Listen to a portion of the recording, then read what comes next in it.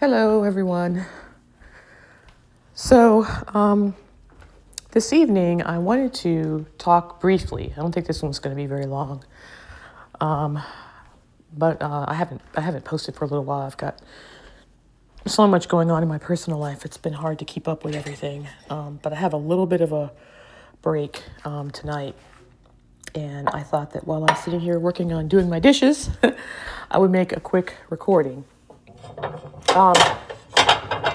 The other day, I was thinking about what God said about as in the days of Noah.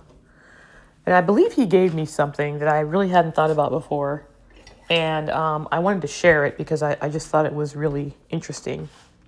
So when you think about the days of Noah, okay, what do we know about Noah and the ark? Well, one thing we know that probably a lot of people don't think about is that before Noah and the flood, there was no such thing as rain. The Bible says in the early chapters of Genesis that a mist went up from the earth and watered the earth. There was no rain. So as a result of that, when Noah was told by God that he was going to send rain, and he instructed him to build an ark. When you think about it, the ark after the flood ended up where? It ended up on Mount Ararat, right? So that gives you an idea about just how high those floodwaters were. The ark was deposited on a mountaintop when all was said and done. So the waters got really, really high. And when Noah built that ark, we know that it had to be quite the monstrosity, right, in order to be able to house all those animals. So here he is out in the middle of probably nowhere, building this ark, this huge mammoth ark. And it's basically going to end up going into the sky, right? So I think we all understand and realize the topology there, that there is a correlation between Noah and the ark and the rapture, right? And he's building this ark, this huge, monstrous boat. And everybody who walked by, everybody who happened by and could see it, could look at it, could point, could jeer, right? And it was probably visible from, quite the distance, right? It was a large structure. So imagine Noah. He's out there building this boat. He's never seen rain either. So he's doing this completely as an act of faith because God told him to and told him it was going to happen. Complete act of faith. And he's probably got people pointing, jeering, laughing. What are you doing? What are you building? Can you imagine? At least, with us, we talk about the mockers and the scoffers and so forth, right? But, a lot of us don't have that kind of exposure, right? If we want to, like myself, right? I'll use myself as an example. I have a little YouTube channel tucked in a corner that most people don't even know anything about, right? I have very little exposure.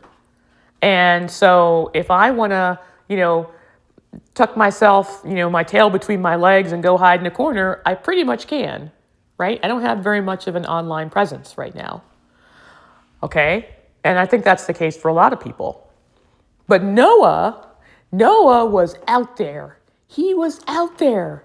He was like the one with the megaphone, the one with the YouTube channel that has 1 million subscribers and, 5 million views or whatever. He was out there.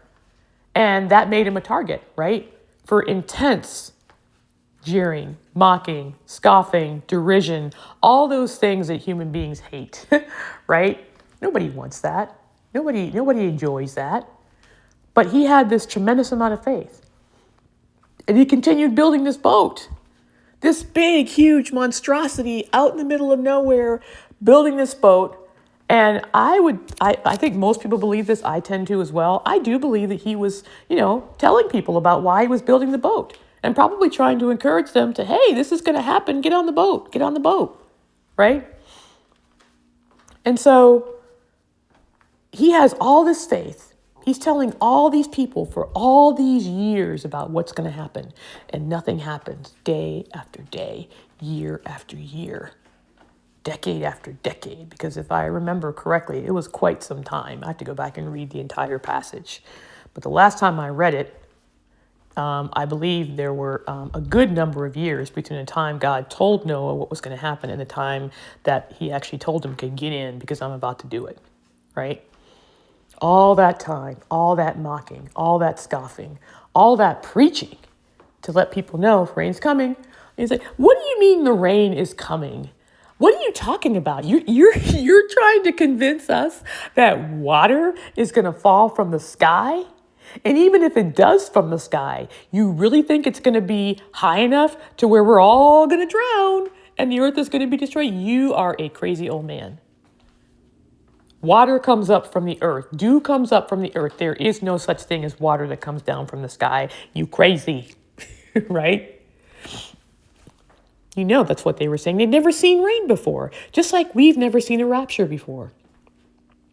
And I dare say, I'm taking liberties with this thought, but I dare say that those people who are Christian, who are mocking and scoffing and saying nobody knows the day, nobody knows the hour, I think if they looked deep in their hearts, probably a large percentage of them would be pretty much convinced that he's not coming in my lifetime. I don't have anything to worry about. He's not coming in my lifetime. He hasn't come yet. And it's been all this lengthy amount of time. He hasn't come yet. And I don't think they really truly believe that he's coming. They don't. I think that's why it's so easy for them to mock and to scoff, because if they really thought about it, do they really think he might come tomorrow? No, they don't. No, they don't think he might come tomorrow. Truly, honestly, they don't. And the difference is we do. Those words that Joshua spoke woke us up. They woke us up to the fact that the literal fact that Jesus could be here tomorrow. Not just could be, but would be here tomorrow. There was a date. It woke us up. It's like, wait a minute, if he's going to be here on that date, and it resonated with us. It's like, what am I doing? I need to be getting my house in order. I need to be getting myself, getting rid of those, little pesky sins that I've been trying to get rid of. I need to work that out right now and get that taken care of, right? I need to reconcile myself with my brother, with my sister, with my ex-friend, with my ex-whatever, right? I need to get those things taken care of. He could be here tomorrow, and it's real to me. I'm on the edge of my seat. That kind of real. Not the kind of, he could come at any moment, floaty, floaty, cloud in the sky, but not really, wink, wink, right? Not that. We are like, no, he could be here. And how many of us before September 23rd, how many of us drove down familiar streets and thought to ourselves, I may never drive down this street again. This may be the last time I see that street. This might be the last time I see that house. How many of us did that? I know I did. I know my best friend did, right? We've been, talking and comparing notes. I know she did too, right? So to us, it's real. It's real. It's become real. And if you're like me, you've gotten less and less and less entrenched in this world. And you crave learning more and more about your home. That's why when they did the live, where they talked about, dreams and visions of heaven and things that people had seen. That's why people were listening and rapt attention, because they want to know, what's my home like? What's my real home like? What's my true home like? They wanted to know that. I know I did. And I know I'm not alone in that, right? So for us, it's real. It's real. It's not just pie in the sky, floaty, floaty. It's real. So getting back to Noah, all the mocking, all the scoffing, all the we've never seen rain fall from the sky, you are insane, right? And then Noah goes into the ark. That was their first sign. That was their first sign, right? And probably some of the more, observant, astute of the mockers and scoffers probably thought to themselves, I wonder why he's doing that. Why did they go into the ark? They've been out talking, they've been out building. Now all of a sudden they've gone inside. Why have they? I bet there were maybe just a few that were like, I wonder if something might be getting ready to happen, right? It's like the 5 wise, 5 foolish. Something happened to make them say, the foolish, something happened to make the foolish say to the wise, give us some of your oil. Give us some of your oil. There was something that happened, right? There was the bridegroom cry, right? They were all asleep. There was the bridegroom cry. But there was something that let them know, wait a minute, this could really be happening. We need to get ready. Give us some of your oil. Something persuaded them to do that. And I think about Noah, right? He's in the ark now. Are people starting to get the drift? Are they starting to get the message? Something's different. This old man's been building this boat for, decades, and now all of a sudden he's gone inside? What's up with that, right? And then, days later,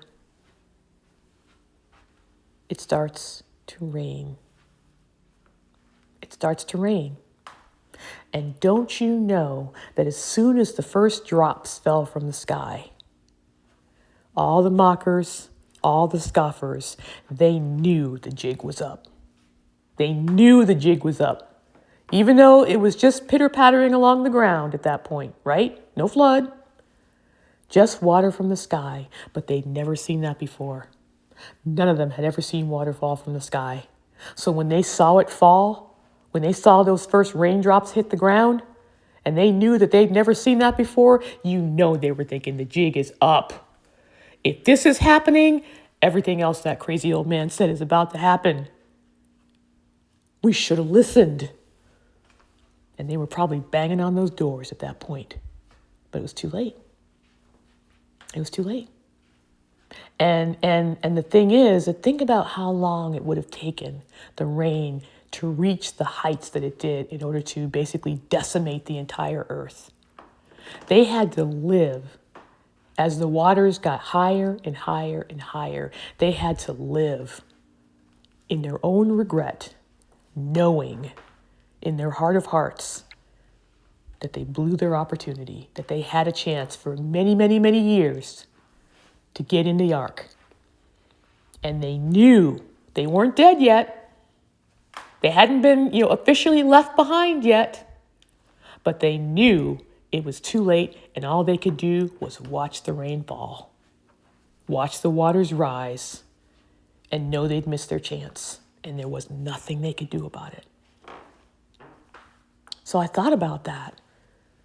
And I thought to myself, if it's supposed to be like the days of Noah were, then it seems to me that there's probably going to be some type of sign, some type of signal that correlates to that rain, those first raindrops pitter-pattering along the ground, that correlates to that. Something, I think, is going to happen. I don't know what it is, but something is going to happen that is a harbinger of an imminent rapture. Some kind of sign, like the rain, to where everybody that sees it is going to know the jig is up. Those people were right. And that's at the point where they say, give us of your oil. And I don't understand how it could all work and how it will all work. But that's when they're going to say, give us of your oil, and it's going to be too late. It's going to be too late. Whenever that sign happens, whenever it occurs, whatever it is, they're going to know the jig is up, give us some of your oil, but it's going to be too late. That's what I was thinking. And I could be wrong. I could be right. I'm not sure. But that's what I was thinking. And I guess we'll have to wait and see, I think it's one of those things where, it like the rain, when the sign happens, we'll know it. There will be no mistaking it, just like those people. When he first went into the ark, they could have been like, I don't know, iffy, right? But as soon as those first raindrops hit, that they knew it. There was no mistaking it. They knew it. Oh, that's it. So I think we may get a little tiny tap on the shoulder before the main event. Am I right? Who knows? But we'll find out. All right. Thanks a lot for listening. Take care.